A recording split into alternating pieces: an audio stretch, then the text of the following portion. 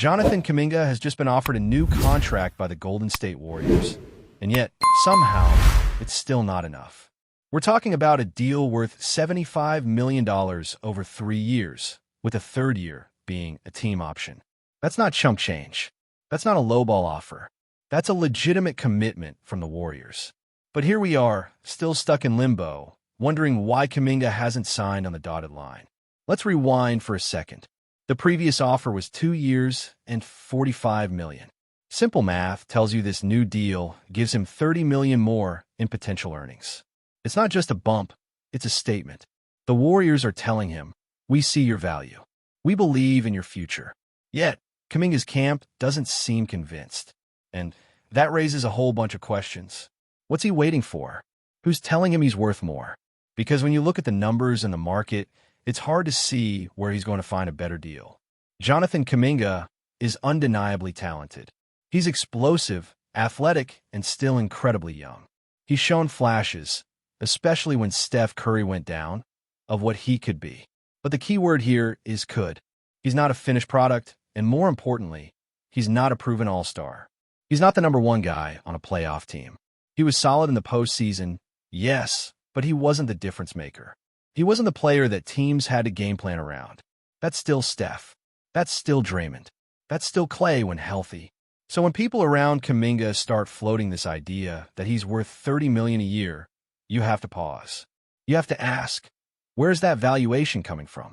Look at Josh Giddey. Similar annual value. Giddey has his flaws, but he's got more playmaking, more responsibility, and honestly, more evidence of growth. So if Kuminga is getting that kind of money already, almost $50 million guaranteed, what's the problem? It feels like there's a disconnect between perception and reality.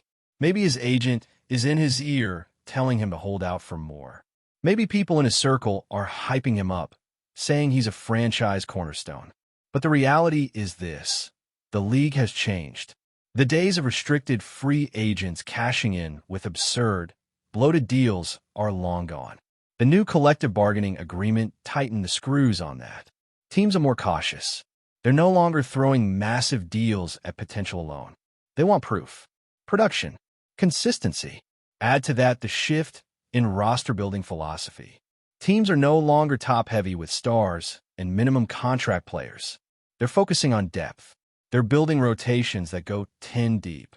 So while the stars still get paid, role players and key contributors, the 6th, 7th, 8th men, they're more valuable than ever.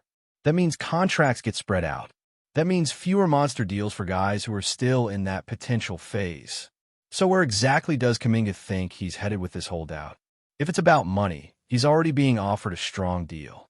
If it's about opportunity, then maybe he doesn't want to be in Golden State anymore. And if that's the case, it's another layer of complication. Because the Warriors, if they trade him now, can only take back around $12.5 million in salary. That's not fair value. Not for a guy with Kuminga's ceiling. Not for a team trying to compete right now. So what are the options? Either he signs the deal and gives the Warriors flexibility, or he takes the qualifying offer and rolls the dice. And rolling the dice is dangerous. Let's say he takes that qualifying offer, a one-year deal, and tries to test unrestricted free agency next summer. A lot can go wrong. He could get injured. He could have a down year. The fit with the team could get worse. The chemistry could decline. Maybe he gets fewer minutes. Maybe his stats drop. Suddenly, that market value he thinks he has, gone. Just like that. We've seen it happen before. Players who bet on themselves and lose millions in the process. And if he struggles this season, who's offering him $25 or $30 million next summer? No one.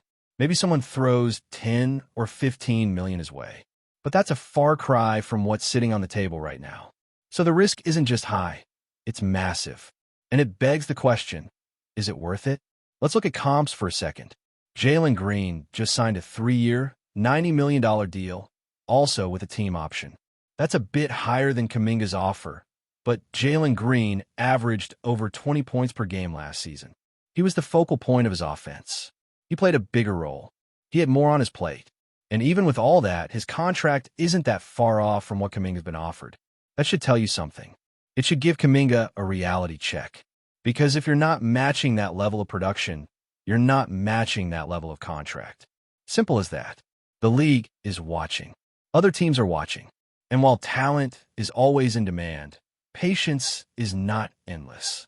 Front offices want players who are realistic, who understand the business side of the game. Dragging this out, playing hardball, refusing to compromise, it can damage your reputation.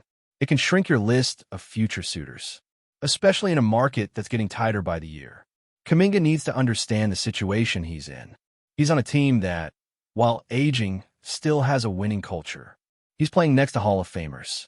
He's learning from champions. That's a luxury, not a burden. And if the fit isn't perfect, if he wants more touches or a bigger role, there's a path to that. Play well. Make yourself indispensable. Earn it. That's how stars are made. But if he wants to be the number one guy, if he wants to be the man, then he has to realize what that actually means. Because star roles don't come on contending teams. They come on rebuilding squads, teams with lottery picks, teams that are 2 or 3 years away from doing anything meaningful. Is that what he wants?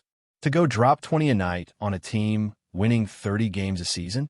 Because that's what it looks like when you chase the spotlight without the resume to back it up. And let's be real, the Warriors aren't just sitting around waiting. Every day this drags out is another day the front office can't finalize their roster. They've already missed out on guys. They've already watched free agents go elsewhere. They can't afford to keep waiting for Kuminga to make a decision. Not when the West is as competitive as ever. Not when the clock is ticking on Steph's prime. This is a championship-focused organization. They're not here for another play-in run. They're not satisfied with mediocrity. So the ball is in Kuminga's court now. He has to decide what he wants, and more importantly, what he's willing to risk. Because right now, he's risking a lot. And if the idea is to force a trade, then he has to understand how that works too. If he signs the deal, the 2+1 with the team option, it doesn't lock him in forever. It actually makes it easier for the Warriors to trade him if that's what ends up happening. Teams are more likely to trade for players who are under contract, not guys on expiring deals with leverage to walk away. So ironically, signing might be his best chance to leave, if that's what he really wants. And that's the thing about this whole situation. It feels like Kuminga is chasing something that might not even exist. The perfect contract, the perfect role, the perfect team where he gets paid like a star, treated like a star, and handed the keys to the offense without having to fully prove himself first. But that's not how the NBA works. Not anymore. Not in this version of the league where teams are smarter, cap space is tighter, and patience is thin. You don't get $30 million a year based on potential alone. You get it when you produce, when you dominate, when you leave no doubt. And Kuminga's not there yet. Look, he's shown improvement. No one's denying that. His scoring is up, his rebounding is respectable, and his defensive flashes are real. There's a version of Kuminga that absolutely becomes a top-tier two-way forward. But potential has a shelf life. At some point, you either become that guy or you don't. And for a player like Kuminga, who's had the benefit of playing alongside all-time greats, it's not like he hasn't had a chance to grow in a winning environment. He's had that luxury for 3 years now. So if he's still not convinced this is the right situation for him, or still not satisfied with his contract offer, then maybe it's time to start asking if this is really about basketball at all. Is this about ego? Is it about status? Does he want to be seen as a future face of the league before actually earning that reputation on the court? Because here's the reality. The Warriors gave him a real shot last season. They let him step into bigger moments, play meaningful minutes, and even start games when guys were out. There was no hiding him on the bench anymore. He was part of the core rotation, and to his credit, he made strides. But there's a big difference between showing flashes and being a consistent force. Think about it. If Kuminga truly had a breakout season, we're talking 20 points per game, consistent double-digit rebounds, maybe pushing toward an all-star selection, then sure, you can make the argument for a larger deal. But 16-5? That's good, not great. That's promising, not dominant. And right now, the market is saturated with guys in that good, not great tier, which is exactly why the deal he's been offered is what it is, competitive but not max level. This isn't about hating on Kuminga. It's about facing the reality of his current place in the league. And the longer he holds out, the more he risks turning teams off. There's a balance between betting on yourself and overplaying your hand. Right now, it feels like he's dangerously close to doing the latter. Because the Warriors, quite frankly, don't have to do anything. They've made their offer. They've put real money on the table. If he chooses not to take it, they can just let the qualifying offer sit there and wait. And let's be clear about that qualifying offer. It's not exactly a golden ticket. It's a short-term gamble that puts all the risk on Kuminga's shoulders. He takes that one-year deal and tries to prove himself worthy of a bigger payday next summer. But that requires everything to go right. He needs to stay healthy. He needs to perform better than ever. He needs to stand out in a crowded league. And even then, there's no guarantee the offers he gets next summer will exceed what he's got on the table right now. In fact, they probably won't. The free agency market isn't what it used to be.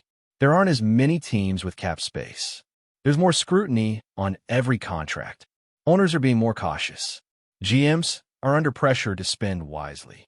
And unless you're a true difference maker, a player that can carry a franchise, you're not getting those monster deals anymore. Especially not if you come with baggage or if you're seen as difficult to negotiate with. So if Kuminga lets this opportunity slip through his fingers, thinking something better will magically appear, he might end up very disappointed. And let's not forget the Warriors' perspective here. They're in win-now mode. They're trying to squeeze every last bit out of the Steph Clay Draymond window. Every roster spot matters. Every dollar counts. They can't sit around waiting for Kuminga to decide whether he wants to be part of this or not. They need answers. They need clarity. And most of all, they need to know who's truly committed to the mission. If he's not all in, then maybe they need to move on. But again, easier said than done. Trading Kuminga isn't simple. Not just because of the salary cap complications, but because of his value. The Warriors aren't going to give him away for scraps. They're not going to package him for a mid-tier role player. If they move him, it has to be for someone who helps them now. Someone who makes them better today, not just 3 years from now. And finding that deal, under the current CBA restrictions, is difficult. That's why signing the contract actually opens more doors than leaving it unsigned. It makes a trade more likely. It gives the Warriors flexibility. It gives other teams cost certainty. Everyone wins, at least on paper. But for some reason, Kuminga and his camp don't see it that way. Maybe they're holding out hope for a sign-and trade. Maybe they think there's a team out there ready to back up the truck for a player who's never made an all-star team. But if that team exists, we haven't heard about it. The offers aren't flooding in. There's no bidding war going on. So whatever they're waiting for, it's not happening. Meanwhile, the Warriors are moving forward. They're adding pieces. They're still in the mix for veterans like Al Horford. They're reportedly looking at guys like Alex Len, who, while not a star, could bring value off the bench. This isn't a team that's content with standing still. They're tweaking. They're adjusting. They're trying to put together a roster that can survive an 82-game grind and then make real noise in the postseason. That's the mindset. That's the goal. So for a player like Kuminga to be holding up that process, it's frustrating. It's distracting. And eventually, it becomes a problem. And the thing is, this didn't have to be so complicated. At one point, all Kuminga wanted was the team option removed from that 2-year, $45 million deal. Now, he's got 3 years and $75 million, with 2 years guaranteed. That's progress. That's negotiation work. But even now, he's still not satisfied. And you have to wonder, what would it take?